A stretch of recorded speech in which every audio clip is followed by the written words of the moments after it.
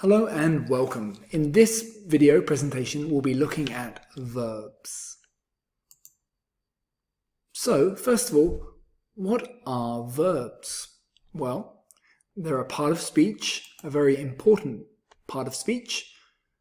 And this picture here might give you a clue. What are verbs? Well, verbs are doing words. A doing word that shows an action, an event, or a state.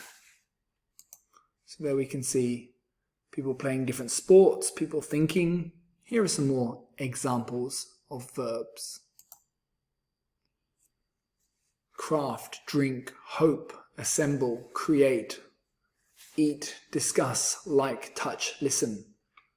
So we see many different types of action, not just simple actions like walking and talking, but also enhance, engage, imagine, so actions using our brain, actions using our kind of feelings, recycle, transform, smell, actions using our senses.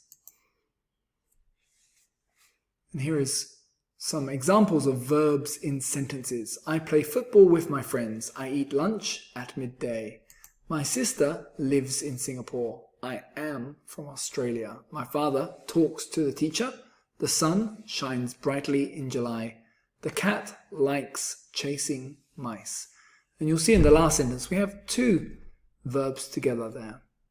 So these are all verbs. So a doing word which shows an action, an event, or a state.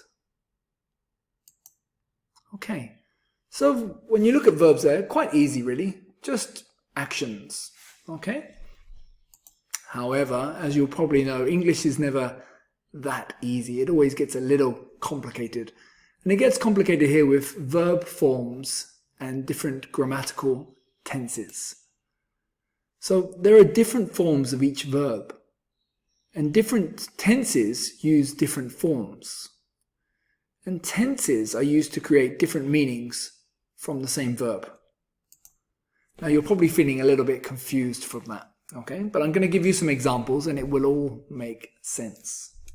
Okay, so here we are. Go, we use go or goes. In the past we use went. The past participle is gone. And then if it's a gerund, we use going. And all verbs have these different forms. So have, has, had, having. Like, likes, liked, liking. Play, plays, played, playing. Watch, watches, watched, watching. You'll see that sometimes the past simple and the past participle are the same, but not always. A lot of times they're not, but sometimes they are. And you'll see that the gerund always adds the ing. Okay? And you'll see in verb 1 we have the simple verb, and then we also have the verb with an s. Okay? So these are all the different forms of all the verbs. So all the verbs have these different forms. Okay? So hopefully you'll feel a bit more relaxed now. Okay, verbs have different forms. Okay? And we have the different forms so we can create different tenses. Okay? Now, to learn the tenses, you really need to study each tense individually to understand it. So at the moment, we're just giving you an overview of verbs. Okay? But each tense needs to be understood carefully. But nevertheless, here is an example. So in the past, we would use verb 2, the past simple, went. I went shopping. I saw the football match. I played football. I visited my grandma. And in the present simple, so things that we do every day, every week, I go to school. Okay, I play football on Sundays. I visit my grandma once a week. And then when we look at the future, we'll often just use will with plus verb 1. Will go, will see, will play. Okay? So this is just a very simple overview of how verbs are used in different situations so that we understand more clearly. Okay? But again, you really need to study the different tenses to be able to do it correctly. This is just an overview about verbs. Okay. Before we finish the video, I'd like to introduce two of the most useful and most important verbs, the verb to be and the verb have. Okay, let's look at have first. Have has different meanings. Have can mean to take, to eat or drink, to possess, and also to be ill. Okay? So for example, have a shower. I have a shower in the morning. Lunch. I have lunch at midday. Possess something. I have a lot of money. And illness. I have a headache. I have a flu. I have a fever. Okay? So you can see there that have can be used in many different ways. So it's a very, very useful word to understand and have. The verb to be is a little bit tricky. It's not this type of be, but this will help you remember. So there are 8 forms of the verb to be. So earlier I showed you the different forms of play and the different forms of go. And there weren't many, but the verb to be has 8. Is, am, are, was, were, be, being, been. And they're all used in different situations, different grammatical tenses. Okay? So hopefully this will explain a little bit. So in the present simple, we use be, or, is, am, are. Past simple, was or were.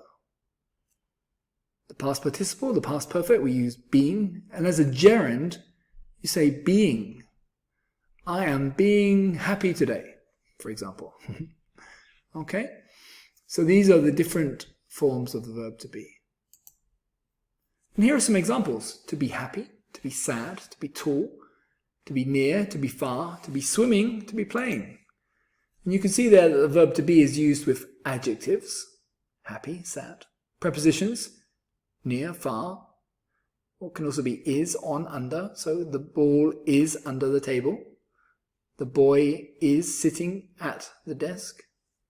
And also gerunds or verb ing. So I am playing football. The boy is swimming in the sea. Okay? Adjectives, prepositions, gerunds with the verb to be. So just a reminder, I'm going to have a quiz for you now, but just a reminder before you start, use the verb to be with adjectives, prepositions and gerunds, and use the verb have with nouns. So here's a quiz for you. It's your turn. Just 8 questions today, and you need to just see, do we use am or have? Am or have? Reviewing the most useful verbs in the English language.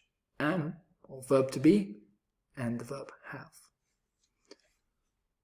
Okay, so if you're not finished, hit the pause button. The answers for these will be found in the description of the YouTube video on the YouTube channel. So check out the YouTube description and you'll find the answers. Okay, and if you found this video useful, please do hit the like button. Thank you for watching it. Please hit subscribe. And if you want to learn about the other tenses, check out all our other videos. We have videos for all the different grammatical tenses. So this is an introduction, and you can use this introduction and learn each tense one by one. Thanks for watching. I hope you enjoyed it.